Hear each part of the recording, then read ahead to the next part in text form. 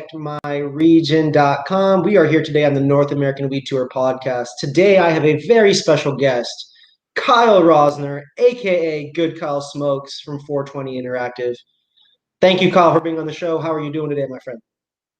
Joey, I'm doing excellent. Longtime fan of the show, so happy to be having a conversation with you. Thank you, my man. I'm very appreciative for you to be here with us today. Someone that I've been creeping on, following, and getting inspired by for damn near 5 years now. Before we started working together officially, you and I met in Las Vegas. Yeah, we met at believe it was MJ BizCon out there in Las Vegas. We were taking a tour of a new grow facility out there, and we had connected and hung out and smoked and got the VIP tour there. Man, that was Reyna, wasn't it? I think it was. Yes, you have a great memory. That was the brand Reyna. I haven't heard too much from them since that, but glad hopefully they're still thriving out there in Vegas.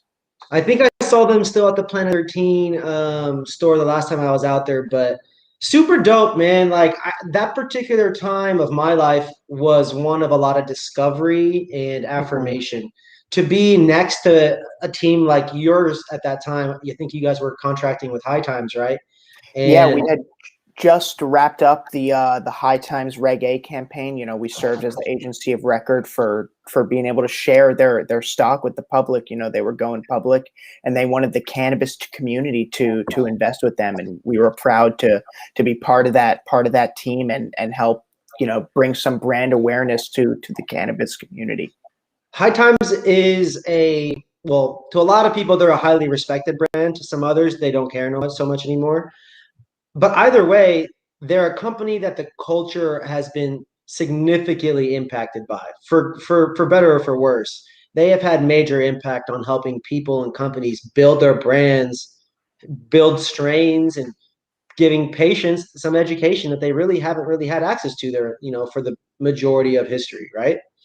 Absolutely. Like a lot of things in the cannabis community, there could be a lot of divisive topics going down, but High Times has been there since day one almost. And, you know, 1970, that magazine came out, and they've been on the forefront of cannabis reporting and being the voice of the cannabis community. Right. So yeah, I was really happy to work with them. They're still a publishing partner of ours, and you know, always staying looped on what cool things High Times has going on.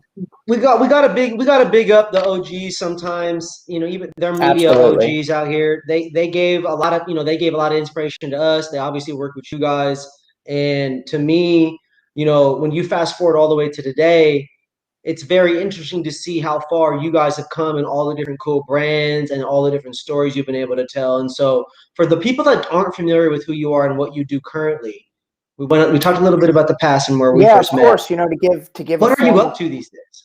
To give a formal summary, as 420 Interactive, we serve as a full-service digital agency for brands in the cannabis, CBD, and psychedelic space. You know, we do the full gambit from content production, social media management, SEO, content creation, you know, website design, graphic design, just the full team gambit. You know, we want to work hand in hand with these up and coming brands and show we're hustlers, we're team players, and we want to make sure you're doing everything right so you get that huge digital presence that you're looking for.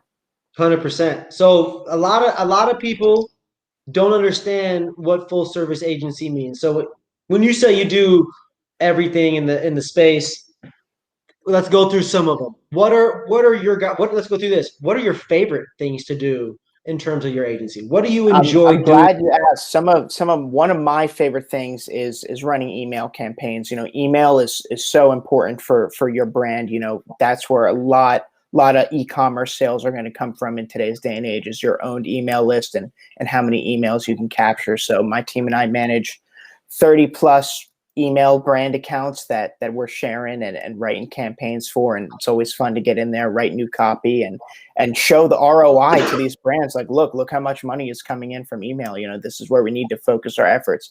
You know, social media is important. Creating your own content and spreading information is important. But that all is filtering back to people signing up to your email list. And that's where your real bread and butter is going to come from. As a marketer, you only have so much time in the day. As a business I owner, prefer the term storyteller.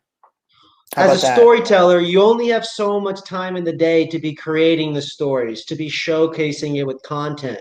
And so Absolutely. what you do with that becomes even more important sometimes than the creation process, right? Absolutely. And you know, my formal title is Director of Media Relations. So working with partners like Respect My Region and High Times and a lot of other media partners, you know, that the relationships we've been able to build and working with skilled partners like yourself is huge. You know, that's how we disseminate the information, get it out to the public and get cool people talking about us. It's a totally different thing to post about yourself doing things for other people and telling their community to go look at you or to learn about you or to try it. And I go back to the days of when Thrillist was really building out their business. I was getting hit on Facebook with so many restaurant lists from around the Mhm. country. And I remember getting hit with those lists on Facebook, like the ads and emails and things like that. And I just was like, damn, I love discovering food. And then I remember thinking, I got to apply this to Respect My Region somehow. I gotta curate somehow. And so when I think of you, you're a storyteller, you're a curator that storytells, right? And you are, what I've noticed about your guys' team is that you are very good at identifying quality items, quality brands, and then deploying it out to the right media partners, like to the right places with the right people. I think Absolutely. it's very important to reckon for the brands and the people that are watching this that that's very important in it because it's very powerful. Before we even work with anybody, you know, we send them a survey and it's like, you tell us about your brand, why you're unique, what unique aspects you're bringing to the market. Cause we don't want to work with anybody lame, right? We don't want to work with these fly by night CBD companies that are just, you know, money backed and just there to make a quick buck. We want to work with the real authentic cannabis community. So we want to know you stand behind your product. You've got a story to tell and an impact to make. And we want to help you share that. 1,000%. So we're talking about good products. A little bit before the show, you told me you've got a new exclusive product, barely, if not even on the market yet. Absolutely. I'd be surprised if you can find this. This is pre-release. This is from a new client of ours called Pilgrim Soul. So what makes them super unique is before they developed this live rosin cart, they're known for their Pilgrim Soul journal. You'll see on the front, it says, please use this while you are high. This is an awesome creative journal that, you know, you puff on some cannabis and there are a lot of cool creative exercises in here, a lot of writing exercises to help spark your creativity. You know, you want to be productive while you're smoking cannabis. And this is a great way to let off some steam, expand your creative potential and give yourself that extra boost that you want when you're trying to come up with new articles to write or just think of a creative solution to a problem. So Big with shout this out to Pilgrim journal, Soul, man, bridging the gap between creativity and cannabis. absolutely. And now they've got their own line of strains that they're going to be releasing. So you could puff on these and do your journal. This is the Creative Imagination strain. So you want to puff on this and do some of these fun activities in the journal here. This is super tasty. These are pre-released. They're not out yet. I've been lucky enough to get a tester here. Are you now? Of course, we can DM them and ask them. But do you know what strain it is? What is Creative Imagination? Is it a blend? Yeah, of course. This is based from the strawberry cough strain. You know, what Oh, the owner, nice. Sean Gold, had done was test a ton of different strains and really give them a deep dive on their terpene profile and see how he was impacted creatively after smoking these strains.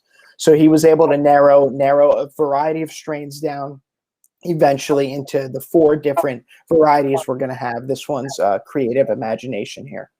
We have a Creative Reflection and a few others coming out as well. Wow, that's super dope. When most companies that do things like that with the renaming it or branding the product style or whatever, they don't maintain the integrity of strain specificity.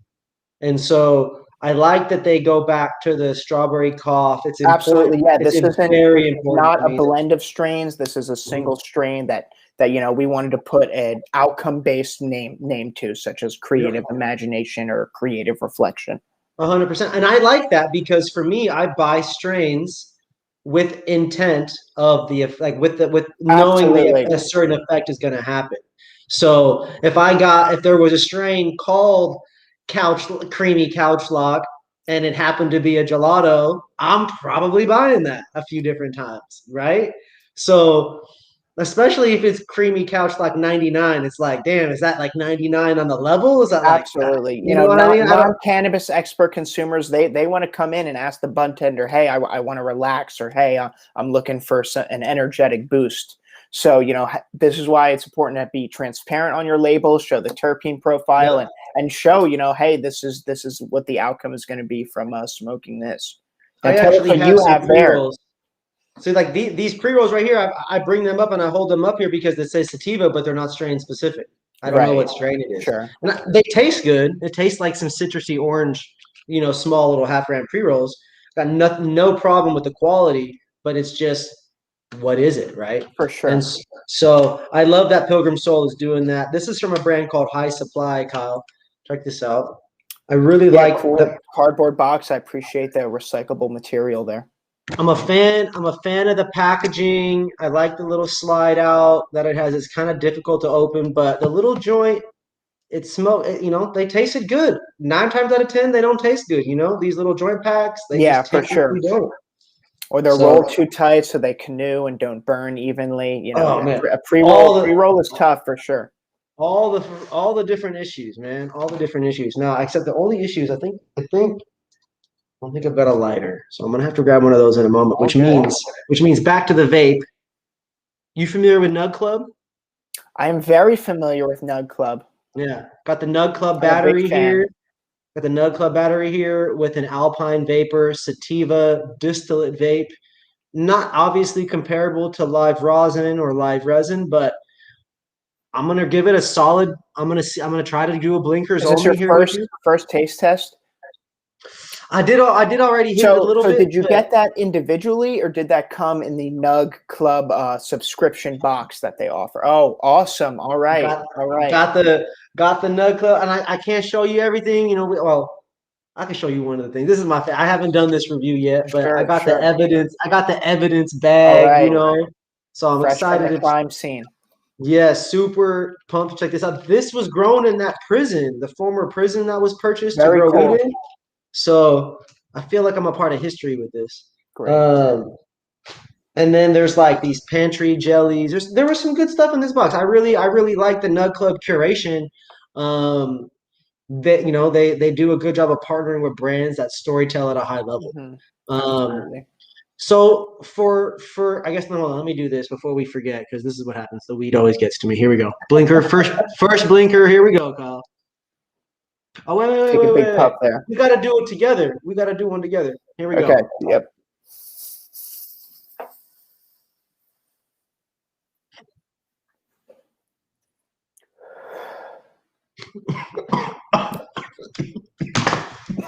Yes, I held you there and got him. Yeah, I was going to see who could hold the longest. Joey thought he could beat me, but as you can see, it didn't pay off too well. Yo, I didn't know it was a competition, but I can tell you this.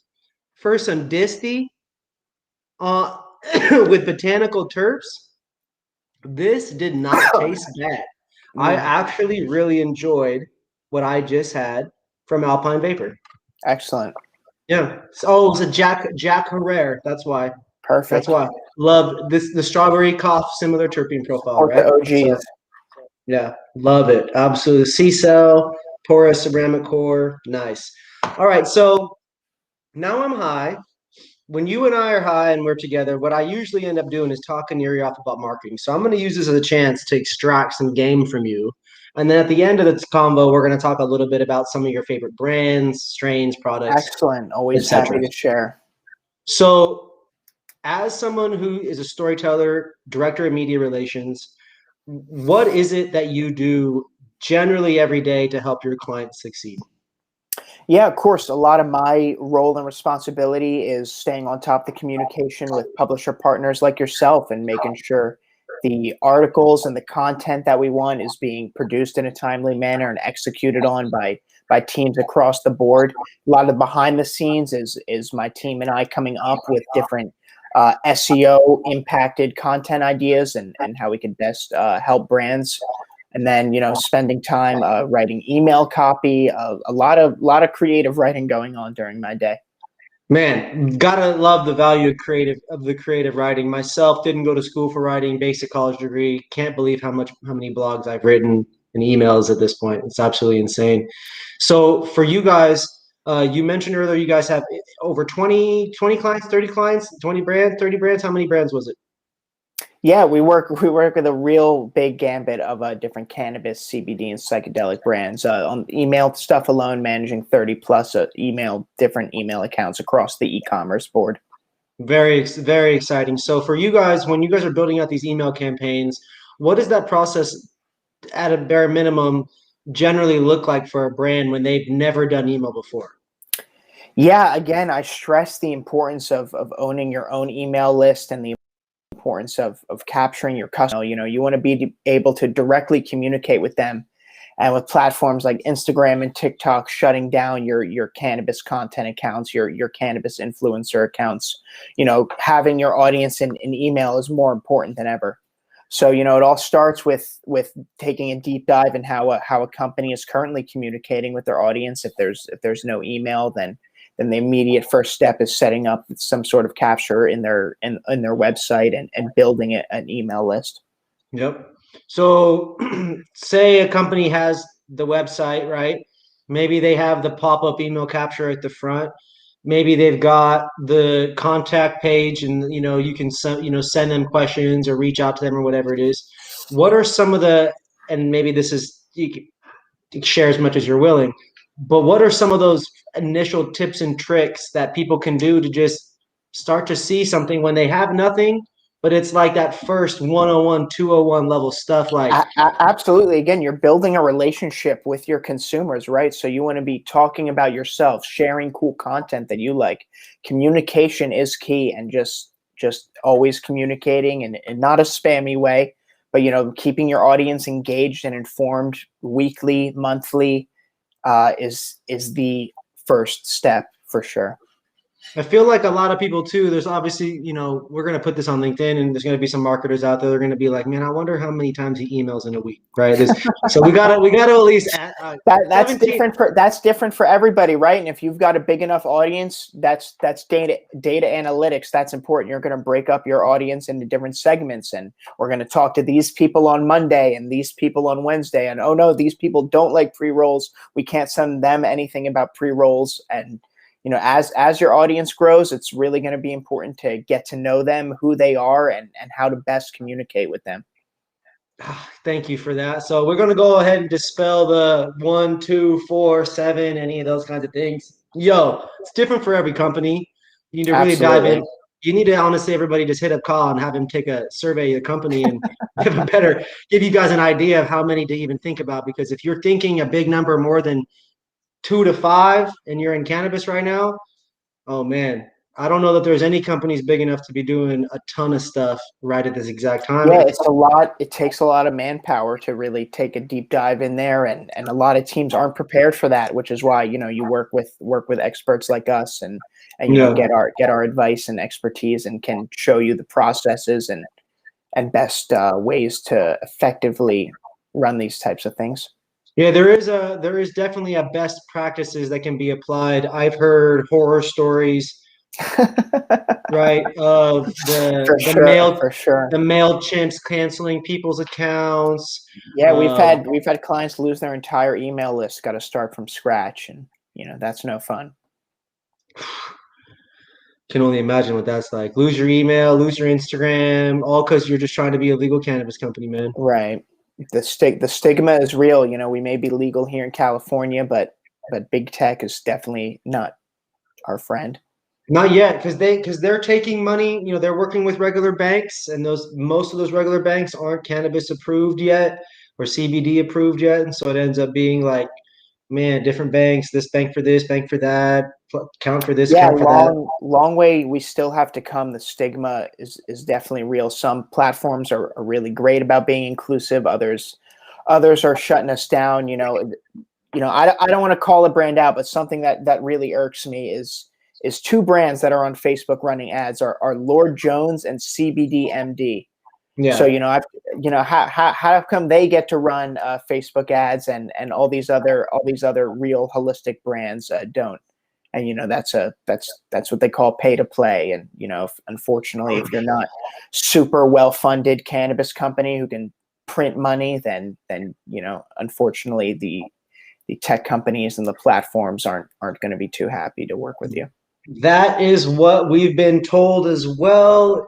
If you're not spending large chunks of money on the Facebooks and Instagrams, it's just they're not going to push it through. It doesn't matter how many times you call, complain, or you have valid proof or facts. My sister's art account got taken down just because she liked to post about her mushroom art. They're flagging all types of content out there and discriminating no matter who you are, if you're an artist or just someone trying to educate people about cannabis. Yeah, I've had 2 accounts deleted on Instagram, and then with the email stuff as well. It's important that these companies select the proper technology platforms to be able to handle their marketing. I think something that's often overlooked by cannabis companies is the chief technology officer and the marketing people have to be in alignment along with the sales team for all of it to actually have the impact of success, right? Absolutely. Successful communication between all the teams. I've again seen it firsthand. The content team doesn't know what's going on above them, and they just it could be a mess sometimes. So for you guys, you obviously are managing the media relations between the brands, your company, these publications. What are you using to oversee the success of this stuff? Is it a combination of project managements? Is it CRMs? Is it awesome. Is it just Slack?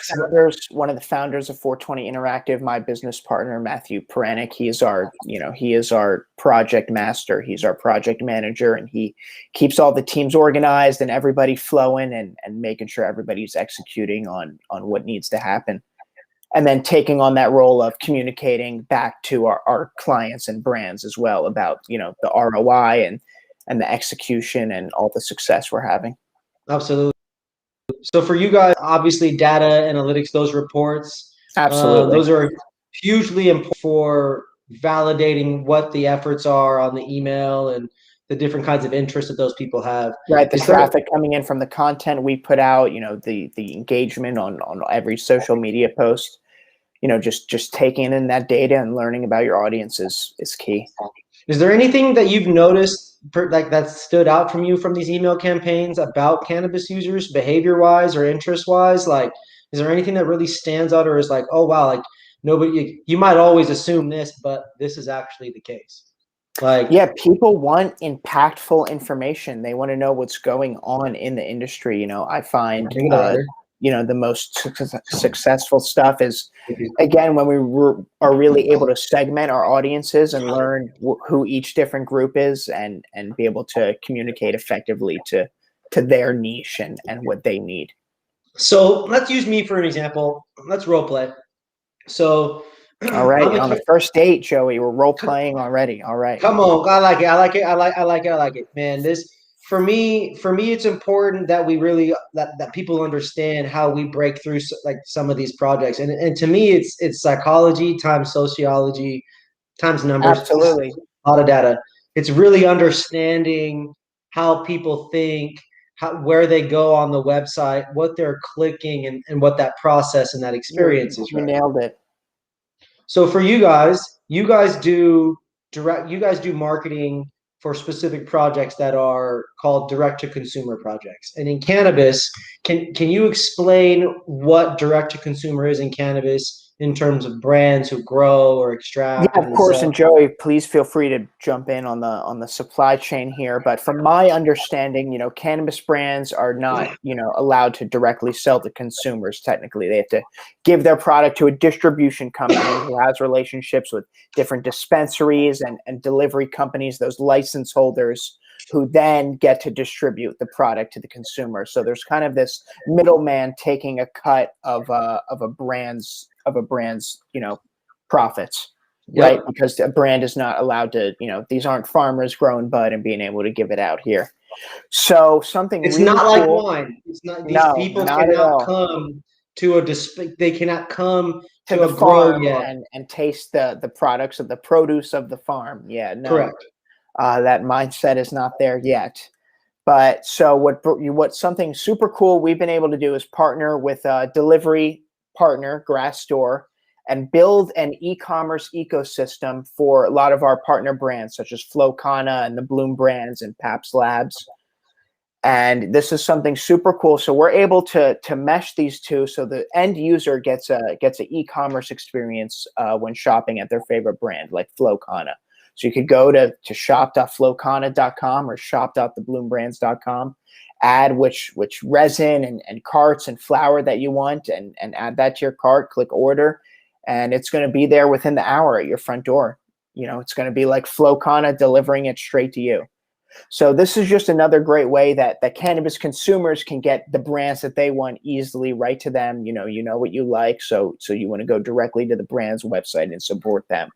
To me, that's like going to, Jason, I'm gonna give you an example. To me, that's like going to shop.mcdonalds.com, ordering my shit that I want, and then figuring out a way to get it to me in an hour and not forcing me to order it through Postmates or Uber, right? Right. Yeah, we're cutting out the distribution middleman in a way.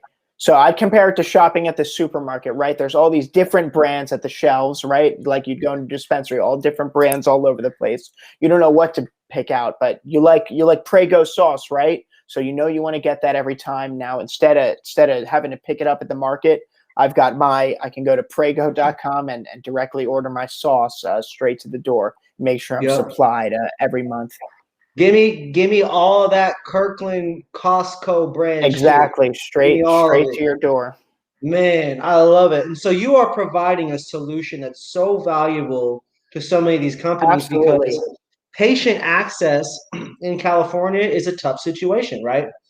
It's not available everywhere. There are literally lots of counties and lots of cities where there's no dispensaries. No weed is legally allowed to be sold to 21 plus patients. It's only medical there, if it's medical at all. Mm-hmm. And for someone like you guys, well, I know from a marketing perspective, if I'm a company, we're going to call it Joey's brand, for example. If I'm Joey's brand and I'm selling flour, dabs, whatever it is, how do I make sure that a customer in one of those cities that isn't able to be delivered to isn't going to be able to order from me? Absolutely. That's the importance of having brand awareness and a customer coming to your social media, your website, and making sure they leave that email so you can keep communicating to them. I think there's a disconnect between when brands, give their product to the distributor and what goes down in the storefront, right? You're not collecting consumer data from the dispensary. You're not getting that email when somebody buys your product in the dispensary and seeing what they're buying and how much they're spending. So the more a brand can take in that data directly, the more success they're going to be able to have, because they're going to ultimately know their consumer and how much they want to spend and what product they want exactly. For sure. And on the D2C side of things, you guys are able to filter out people that are not in the legal areas to receive deliveries. Absolutely, yeah. We can geo-target. You leave your zip code. We let you know if we can deliver to you or not. Dope. I think it's important because these brands, there's a lot of people talk about, they don't know what D2C is. They don't understand that it still needs to be within direct to consumer. Yep. They still don't know what falls under compliance for that, when in reality it doesn't actually change. It's just the digital version of Exactly. So for you guys, you're working with Grassdoor. You've got a number of their biggest partners on your various platforms, custom platforms for each of them. They all get SEO rankings for each of their pages. A lot of the products and stuff ranks in pages. Something that's important. Again, the content that we write. My business partner has been in the SEO and e-commerce world for the past 20 plus years. He's built and sold multiple agencies in the past, and I'm really lucky to be able to mentor under him. And he's brings out the big dogs, as we say. So we're really focused on making sure the stuff you do put out is optimized and getting you those digital rankings that you're craving. So I'm gonna go ahead and bust open this jar, brother. Got that new Animal Fritz from the Cure Company. Looks tasty.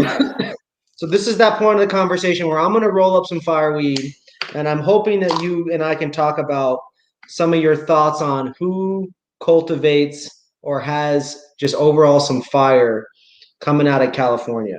You smoke, you're down there in Encinitas, right? Yeah, you got me. Right, beautiful Gotcha. San Diego. Little Beautiful. limited on the cannabis industry here. Not as big as LA, but I think the vibes are chiller down here for sure.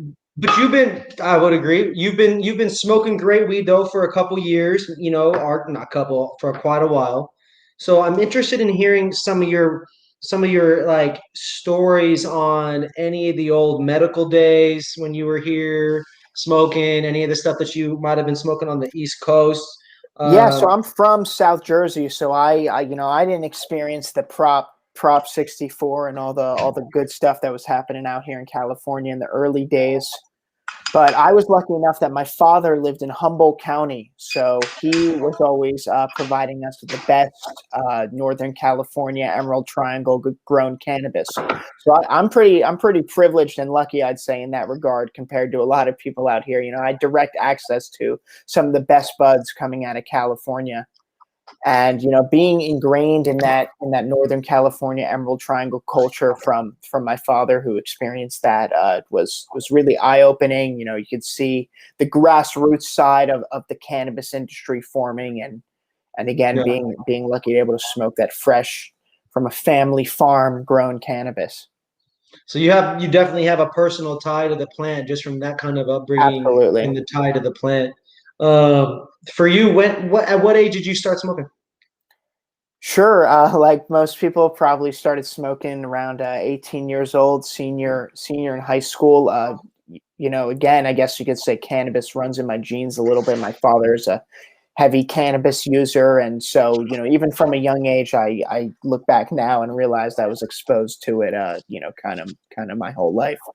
In small ways, sooner than you probably realize. Right. Exactly. Part of my DNA.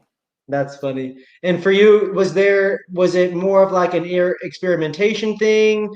Were you trying to use it recreationally with just some friends? Yeah, Creative imagination, I was actually perhaps? pretty anti cannabis. I'd go and yell at my little brother when he was smoking before me. But I don't know. I'd always been attracted, I guess you could say, to cannabis culture. So was eager to at least experiment and try it, and found it very elevating, let's say, and Yeah. haven't stopped smoking since. Do you have a certain like couple strains or flavor profiles that you really like? Yeah, I'll name drop some strain names. Super Lemon Haze, my business partner really likes, so I've picked up and curated that. That's super tasty. It's usually a nice sativa. Love that one. The Strawberry Cough I like. I believe, don't quote me on this, that's a Kyle Cushman, High Times OG strain. I think he was the Okay. one who pioneered the Strawberry Cough, at least that from the stories I've heard. But if that's not true, then apologies. But I'm a big fan of that. I like A lot of the OG strains, the Jack Herrera, just to support the Jack Herrera legacy and his son Dan. Well, I love all those ones. I'm a big fan of that terpenoline, piney, lemony, citrusy all coming together Mm-hmm. to literally make your heart race and the creativity Flow. flow. Like super lemon haze. Smoked a lot of that in Washington, man. I forget which brand it was that grew a lot of it. I think it was Northwest Cannabis Solutions, but smoked a lot of super lemon haze, man, and I love it. That should be a strain that just always is around. Now, from all those, let's just talk about the sativa ones. For you, what describe a sativa? Describe your go-to sativa. What does that do to you? What does that make you feel like? Yeah, sativa definitely gets me elevated. I feel more energetic. It's something I can work on when I need to be creative or write some fun, cool copy. and get the ideas flowing. So Sativa gets me moving around, gets me talking. Definitely is an upper. Is it more of the lemony ones or the orangey ones? Is Yeah, it more I'd say piney lemony ones? again. I try to search for that super lemon haze. So limonal, that's the kind of terps I'm looking for. Love it. I love it. I love that you know that those are the specific ones as well. For you guys, when it comes to like the blogging and the SEO and the cannabis, do you smoke before you work? Do you smoke in meetings? What kind of entrepreneur are you with your cannabis use? Yeah, I honestly try to wait till the end of the day to smoke. To be real, I try to wait till I'm done for the day. I use cannabis to relax, right? So I want to know I don't have any more work to do. I don't have to talk to anybody else for the day. I can smoke. I'm gonna eat some dinner and relax for an hour or two here before bed. Love it. Do you smoke indicas before bed, or are you still on the sativas as you go into Yeah, bed? I'll smoke an indica, before bed, Blue Dream, or whatever indica vape pen that I have. Otherwise, unless I'm again trying to wait till the end of the day, or if I'm, everybody else is usually when I'm working in person with my partners, we'll definitely roll a 420 joint and smoke at 420. Yeah, man. When you're doing the group efforts, you got to have a safety meeting at 420. So you've hit that a few different times. Talk to me about your experience with that Pilgrim Soul right there. Yeah, I'm Hit me feeling with the official elevated. taste test review. Hit I'm me with the feeling review. creative. Oh, the taste test is super smooth. It's a automatic pull pen, super smooth and light hit. This isn't choking you. This isn't scratching your throat. Obviously, very high quality flower in this. Absolutely love it. Ooh, what am I? This animal Fritz over here is crazy. It's a animal cookies Cushman's cross from the Cure Company. Excellent. This shit's choking me up right now. Oh my gosh. Um. All right, so I'm gonna try to get some more game out of you, brother. I appreciate you. This is the halfway point, roughly smoke break. Appreciate y'all. Everybody watching, man. This is a North American Weed Tour podcast. I'm pretty sure this is episode 22. What do we say it was? Yeah, 22. Make sure you Excellent. guys I've go. enjoyed. You all got to go watch all the previous episodes and go tap in. I'm very excited to have you on today, man. I'm very appreciative because you've been dropping game this whole episode. I got a couple more questions about marketing. I got one more question about you and cannabis specifically. So here we go. Let me rip this one more time. Yeah, One of more course. time. Happy to be part of the show. I'm glad you have such a variety of cannabis community members on here speaking. Variety of topics, talking about everything from the business to sustainability in the cannabis industry. Love how you cover all aspects. It's important to get the message out there. North American Weed Tour, bro. Whole thing was designed as an extension of what we've been doing for the West Coast Weed Tour. All about showcasing culture on the West Coast at first, and now North America. You're an integral part of cannabis culture as a content creator, as a storyteller, and you also do things with your team in the back end in terms of SEO. And for people that don't know, SEO, we say this all the time, but I don't think anybody ever clarifies this too in depth. SEO is search engine optimization. When you look anything up anywhere, the shit that shows up is because of people like us. It's because of people like Kyle in soda, in chips, groceries, restaurants, Yelp, Facebook, Instagram. They all have SEO. Every single platform has an SEO algorithm built in, right? Yeah, we don't like to admit it, but Google will make or break your company. Yeah. So the quicker that you guys tap in with all of Kyle's work, add him on LinkedIn, add him on the gram at Good Kyle Smokes. You guys got to follow in because it's very important. If you are an entrepreneur and like you said, you're not doing email, you're leaving money on the table. If you're not doing SEO in terms of Google and what your website, you're leaving money on the table. It's just really as simple as that. The way the internet works today requires people like Kyle to be putting content into the internet and getting it out there. So, Kyle, I got a few questions about the specific strategies that you use in terms of curating the content for people's websites, and then kind of what then gets deployed through email. So from what you've seen from a retail perspective, what types of content performs well on blogs and also in emails? Yeah, of course, something a lot of people are always searching for is strain reviews, right? People really want to know, the strains and what they do, and so getting content out like that is important. Ranking for your brand name is super important. A lot of people don't realize that. You need to make sure you're the first thing that comes up when somebody types in a strain name or your brand name. Some brands have a dual meaning here and can get lost in the shuffle. Can we focus in on what you just said on that? I don't want to skip over on the power of that statement. Making sure that you own that search traffic, right? Or that the landing space. So when I Google, say, Kyle Rosner's Blue Dream, you don't necessarily want to win all the Google searches for Blue Dream. That's an ocean, Right, right? exactly. You got everybody and their mom competing for that. You want to get a little niche almost and really Correct. own the stuff that you're good at and what you can do. So people. I want people to think like this, and I don't know. Maybe you relate to this, maybe you don't. But when I talk to brands, I say, look, if you own your own strain, if you got your own products out there, Mm-hmm. right? Like I wanted to use this for example. Like we have our own CBD, right? Shameless plug on this, right? To make sure that Google traffic, that those internet searches, something happens, I gotta have content up, right? That Absolutely. Talking about about that. the strain, talking about the terpene profile, Google is just a question repository, right? So you're just trying to figure out what questions people are asking and making sure you have those answers for them. How do you do that?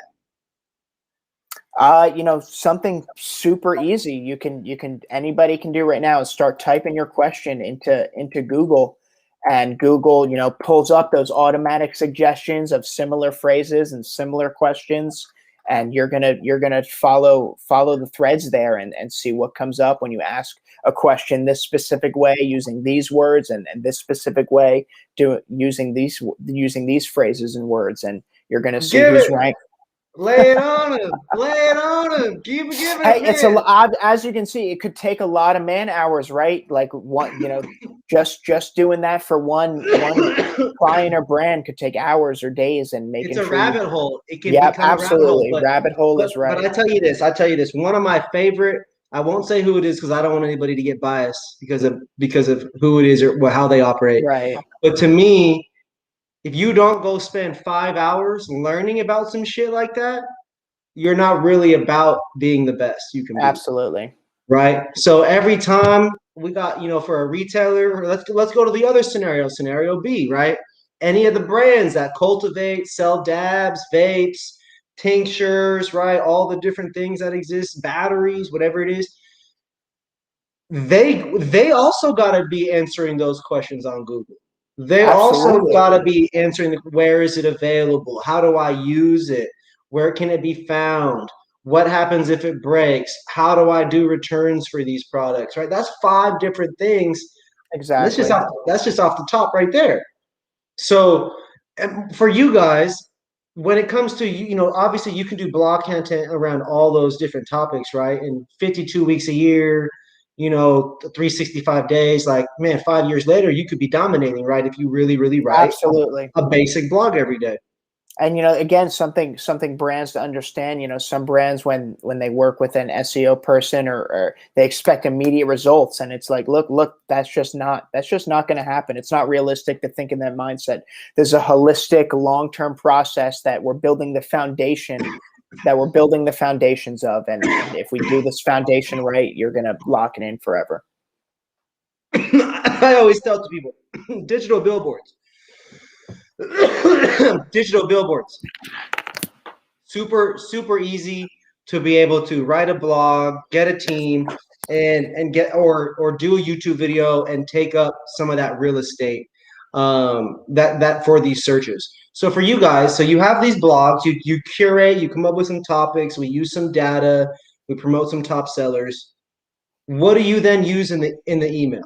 What is your go-to? Yeah, of course. And now we can take that content and distribute it to all of our audience members through email, through text, through all of our different, social media that they're on. And then, using that content as well with publisher partners like yourself, making sure other people are writing about us, that we're doing cool enough things that people want to write about us, and have other people, putting out content as well and sharing that with their audience. I mean, how important do you feel it is for, like, or let me ask this question, let me rephrase this. For the emails specifically, when you're deploying the different content into it, are you mainly filling it up with blogs? Or are you doing a variety of different, like, is each space a post? How many spaces are being used? Because I got hit the other day from a big fucking brand. Big brand. I'm not gonna name who it is, but it's some overpriced mids. Okay. And so I got hit with an email That could be blast. anybody. I got hit with some overpriced mids brand email blast, and I was excited to get it because it was a new product. It had 2 pieces of information in it, 2 cubes, and then it was done. And I was just like, damn, I wanted so much more. Every email needs to have an impact, right? So you want to give enough information. You don't want to make an email too long. Someone's sitting there scrolling. They're going to get out of there and not click that shop button. And you don't want to make it too short, as you said, that you don't even know what you're looking at. So it's striking that balance between informational content with a CTA and an action item to let a customer either leave their email or now go to the shop and buy. So would you say in this instance, obviously all emails are different, every brand's different. But if you're launching a product to market, you got a new strain, it's your freshest drop. Absolutely. You're doing more than 2 cubes, right? Absolutely. We're telling everybody all about the strain, why it's such a great price, where they could find it. Why didn't they say where you can get this in the email, right?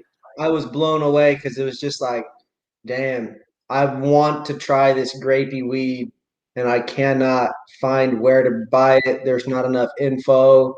No one is even co-signed it. They get an F. They get an F on that email campaign, huh? Oh my gosh, killing me. And that's where, guys, it's important. And it's also for you guys to all recognize, even the biggest brands that are launching dispensaries and becoming majorly vertically integrated to some degree, they still don't do it all right. And so there's hope, there's opportunity, most importantly, for you guys to recognize, Kyle, Respect My Region, we're all out here with the goal to kind of uplift this community in our own way. We are very passionate about what we do. And Kyle, for one, loves psychedelics and cannabis, music. We're actually all talking often about some upcoming events, right?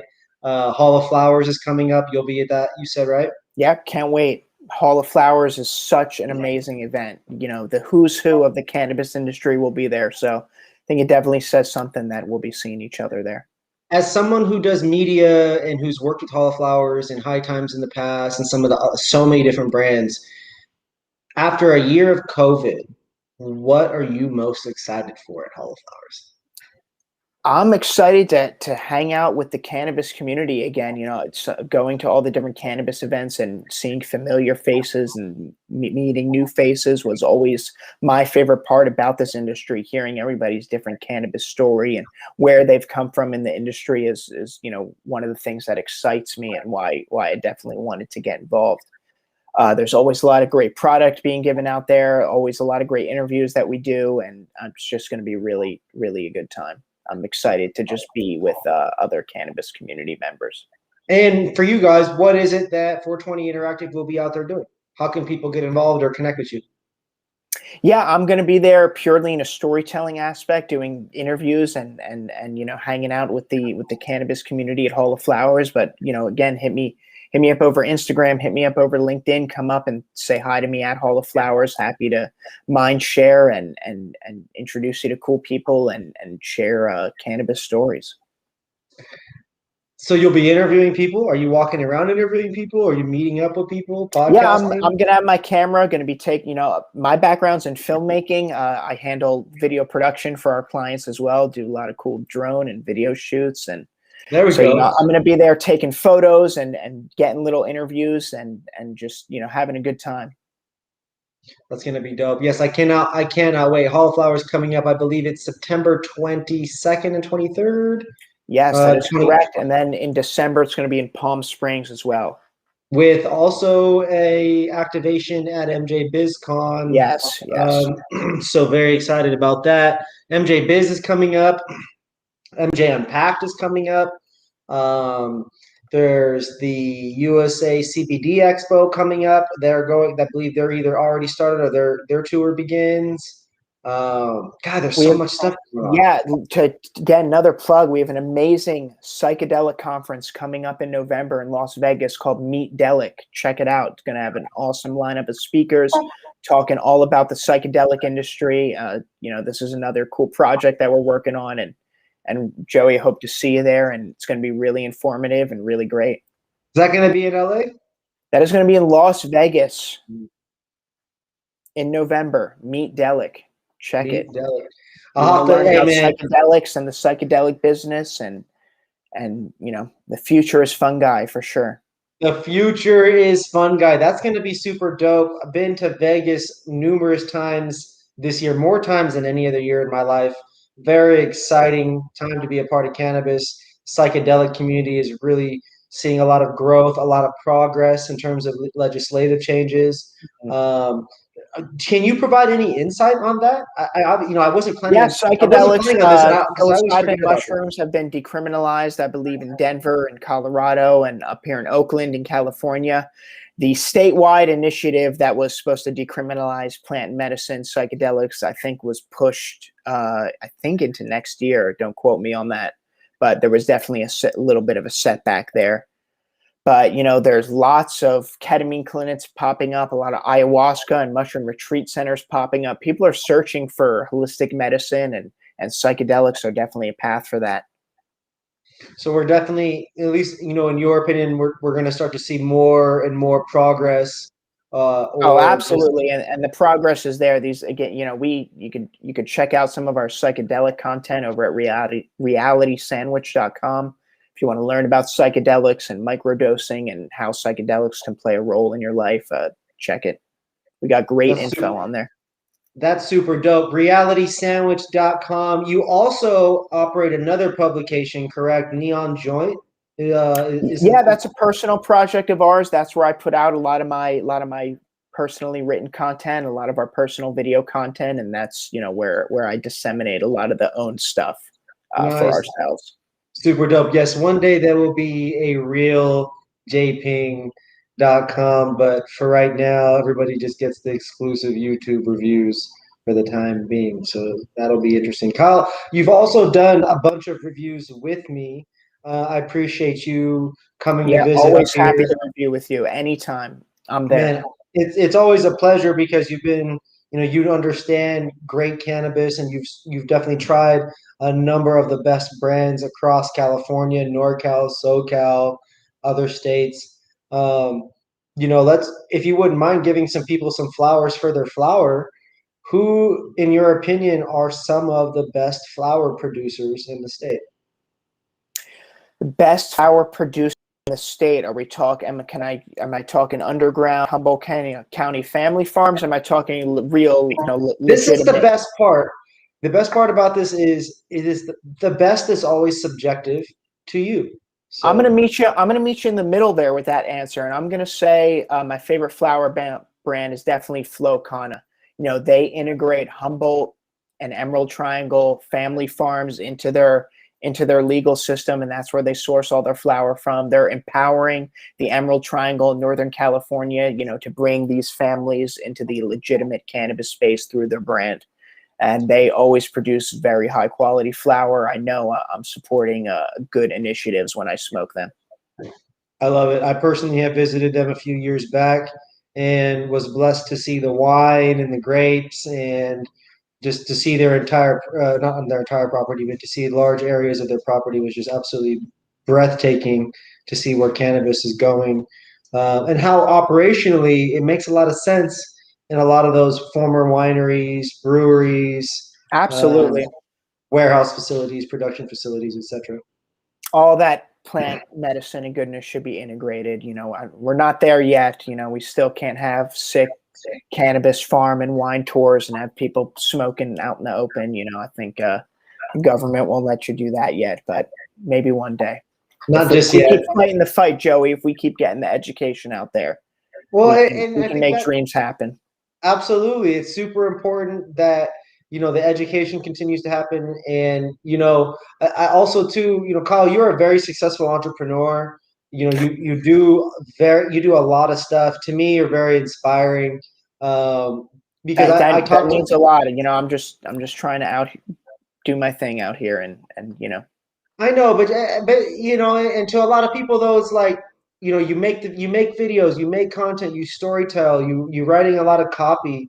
You guys have a very successful business with a lot of cool clients, and a lot of people are trying to do a lot of that kind of stuff. And so for me, I remember just being with you and your team going back, like I said, 4 years ago, coming up here this October.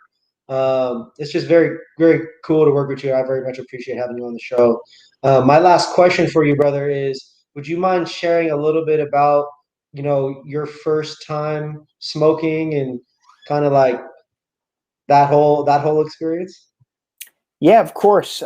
So my first time smoking, I'll redact names, but I was at a friend's house, and it was a sleepover in high school. So we snuck out into his dad's garage, and he had a hastily rolled joint there that we passed back and forth and smoked. And I don't think I got high actually my first time. I was smoking it and trying to inhale, and I don't think I got high, but I made sure to go to school the next day and tell all my friends that I smoked for the first time and broke my cannabis cherry, and I'm cool now. I love it. I love it. See, I didn't get that experience in high school, and so I always love hearing about people's first times. So I have friends that started at 13 years old, 11 years old. I started personally, I think it was eight. Smoked for the first time at 17. Cops pulled up at the park because it was right at the time that they Dang. closed. Right at the time they closed the gates at night.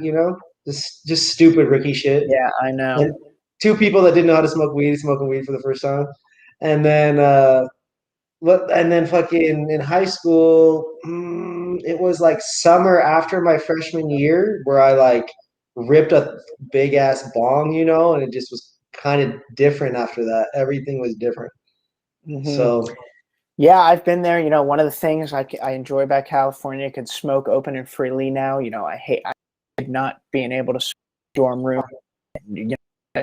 Got to trek 30 feet out in the snow in the middle of winter to go to a hidey hole in the middle of the woods and smoke one hit to get high and then trek back. oh man, that's got to be tough. Yeah, in Washington, it's the rain and mist. It's the rain, mist, and cold sometimes, and then it sounds like in the East Coast, I know it's can be very similar to that, if Yeah, not worse. we used to have to sneak out of the dorm in the snow just to go smoke outside away from anybody. Didn't want to risk Oh my gosh, in trouble. are you more of a blunt guy, or it sounds like you smoke a lot of joints? I prefer blunts over joints. I like any grape flavored blunt wraps. So I like those are usually tasty, good smoke. Okay. I enjoy that. Yeah. Okay, the classic grape guy. I love it. I love it.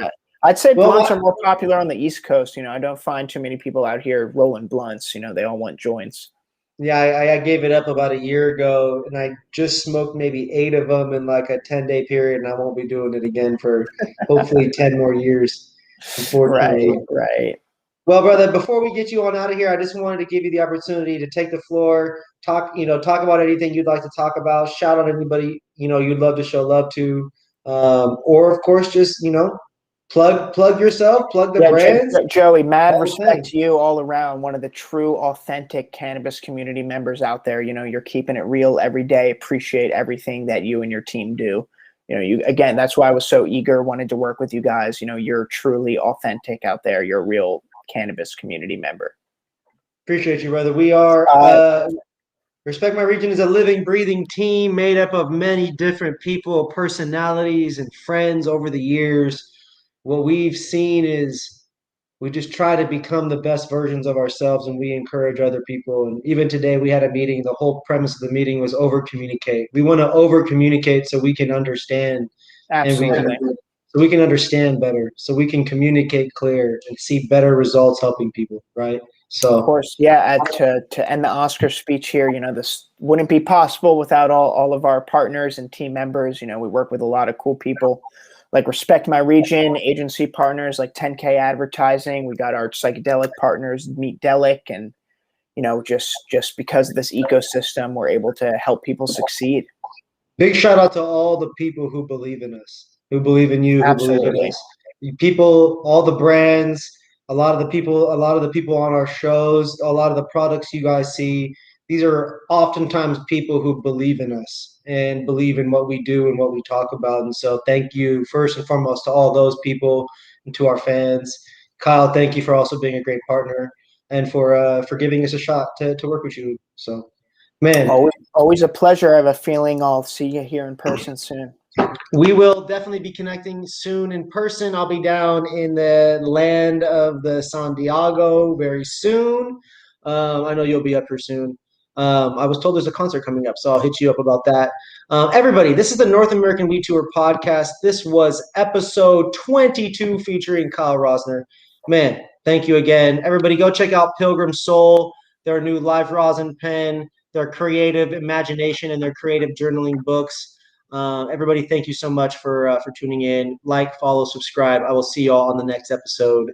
I think we